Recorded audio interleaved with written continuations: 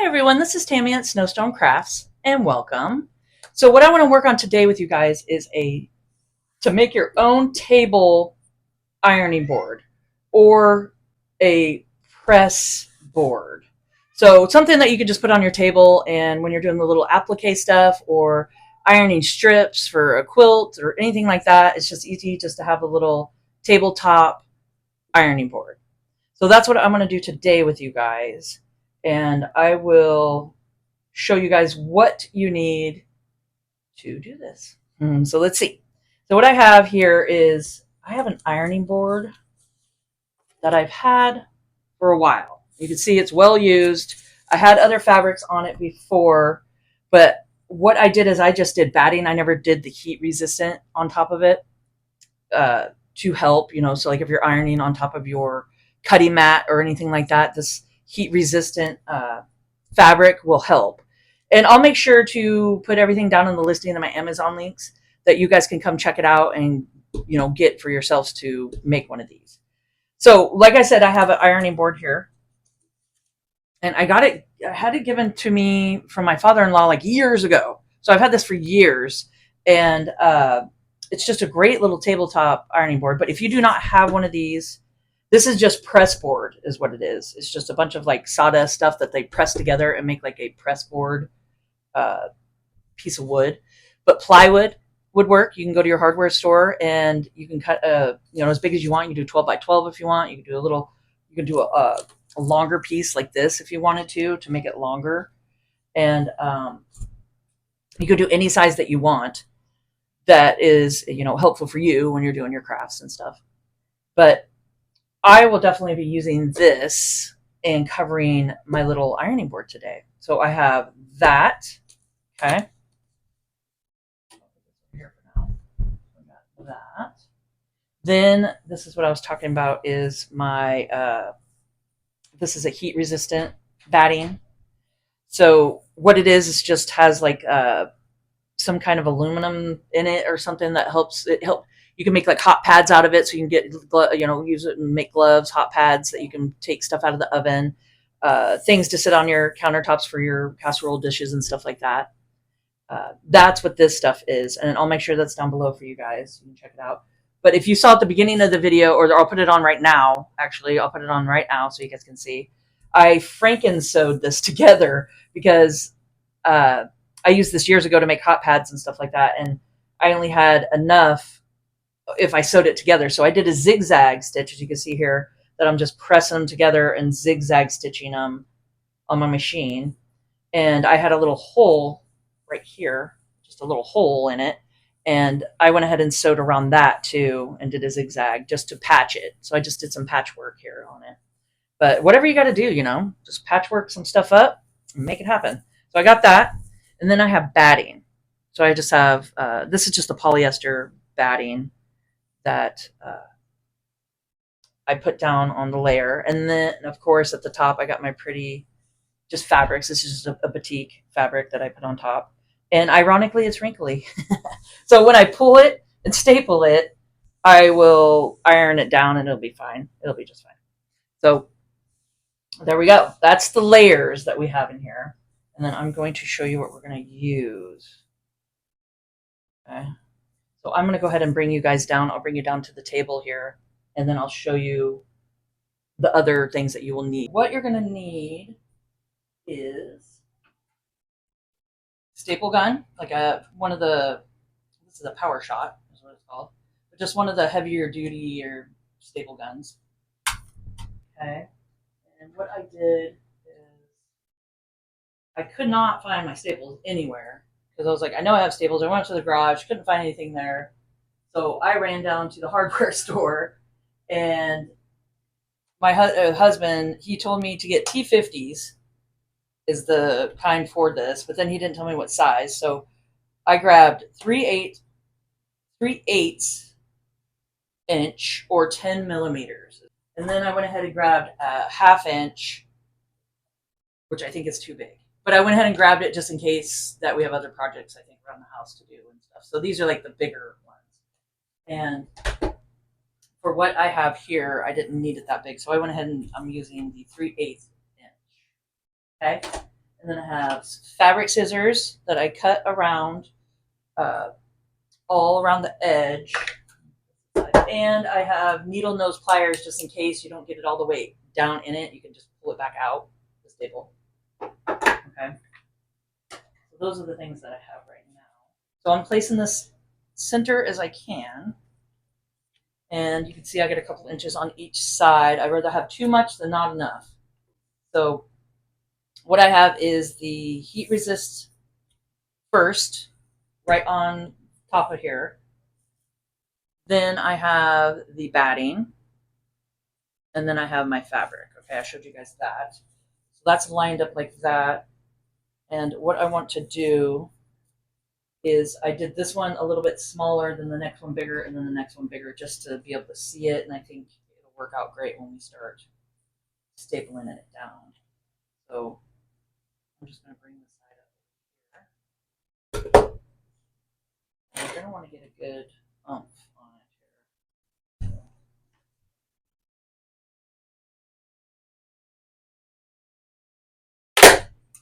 And just start stapling it down. Yeah, that's a good staple.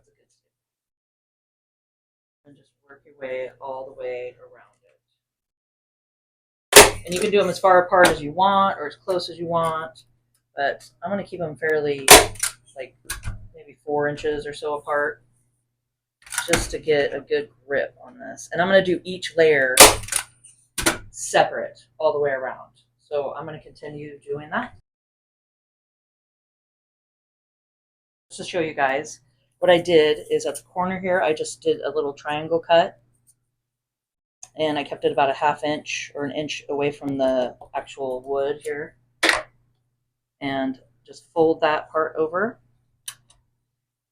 And then fold this part over, and that helps reduce the bulk right there. And then just go ahead and let's give it a staple. And there we go. I'm going to do that to all the corners and work my way around.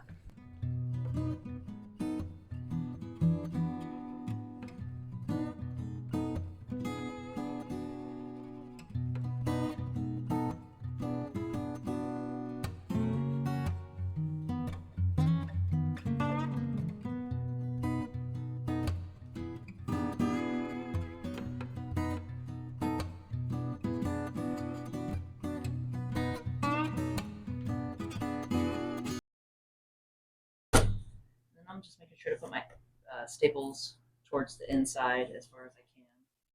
I'll show you guys how we can cover the bottom up if you want to. I know it is on the bottom, so it doesn't matter. You don't have to. I have a fun little thing.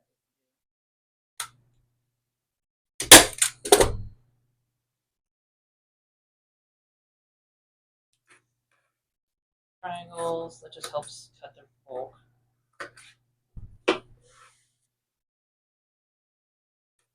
And in the corners right here.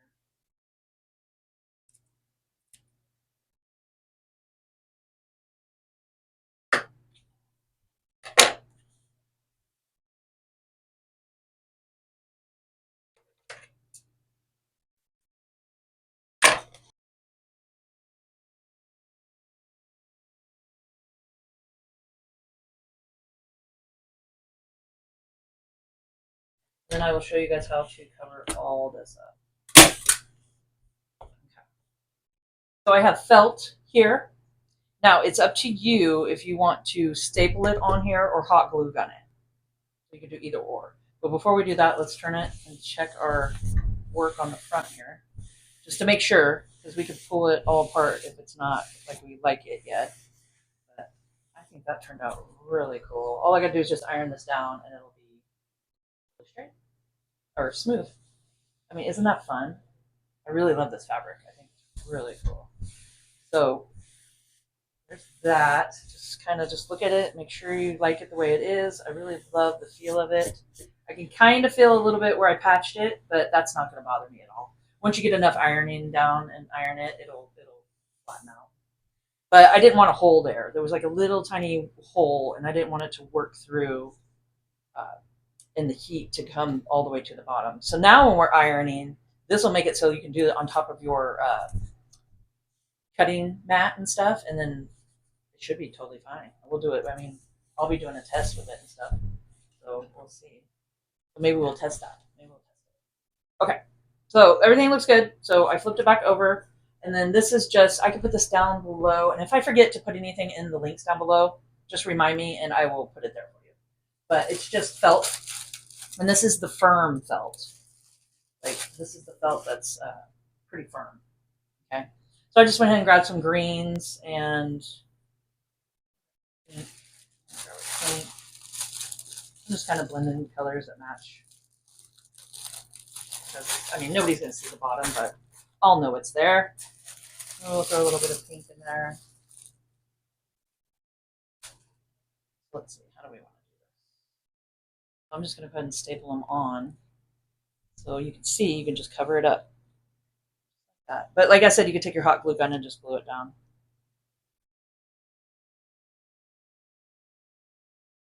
But I am just going to staple it. And then I'll show you guys how you can put some skid resistant on it.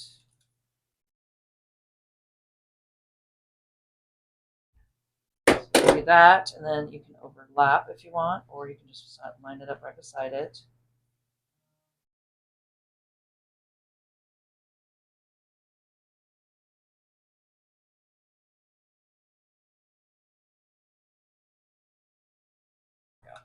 And then I'm just lining up the middle here. I'm putting the staple on both sides.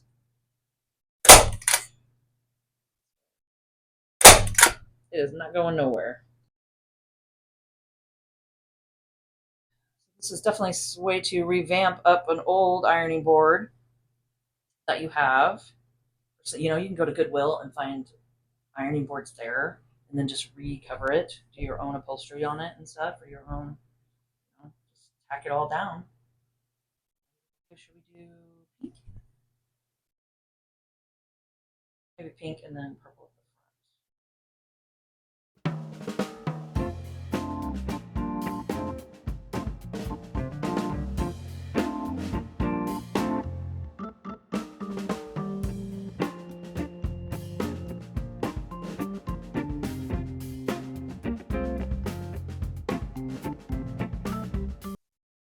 Staple right on the edge here.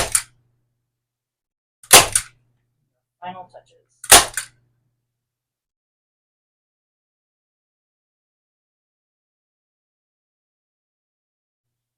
And I think we're good. I want to keep stapling because I think I got enough. We got that. And then what I wanted to show you guys is that I have some.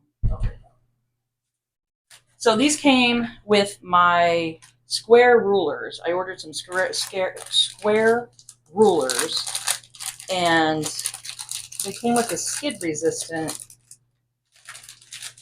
little things that you can put on that you can just kind of tape down on it. So I think let's try it.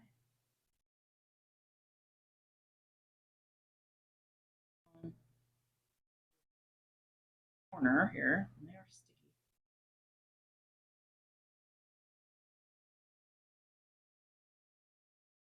Any kind of skid resistant thing that you can pick them up in any hardware store.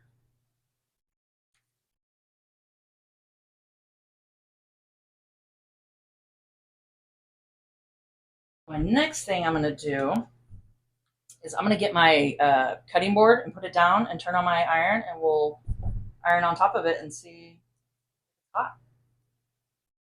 I'm just placing these sporadically wherever I think I need them. We're doing a whole bunch, way too much. Kind of fun. I'm going to do one right in the middle. And one more. I'm going to skid anywhere on me. There. And I can always add more if I need to. Sound really good. It also came with teeny little circles in the middle. So you can put those on something too. So that's kind of fun. I like those. So I'm going to go ahead and get my cutting mat and heat up my iron, and we'll see how this works. All set up in here. If you guys are enjoying this video, please hit the like button. That helps my video get out there further for others to see how to make a fun tabletop ironing board here. So what I grabbed is my old cutting mat, and I don't know if you guys can see the edge here, but I've ironed before with like a towel on top of it, and it warps it.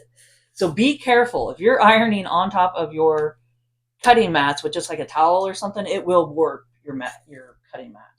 So be careful. And that's why I want to test it on this one, because I think I know it's going to be just fine. But let's just test it, and I figure why not test it on my old one first. Okay, so I got my iron hot, and it's not skidding anywhere, guys. The mat's moving underneath, but look, it's not going anywhere. How cool is that? Okay, first of all, I want to iron top of this, make it smooth. And I have steam on it too. I have water and steam.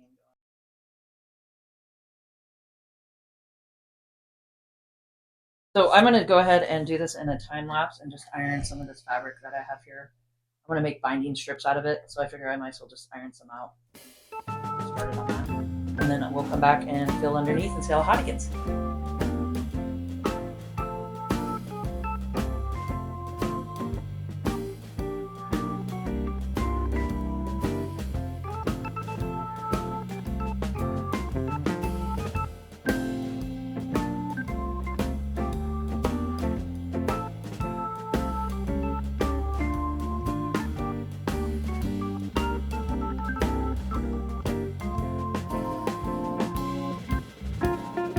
See, I just got all this done.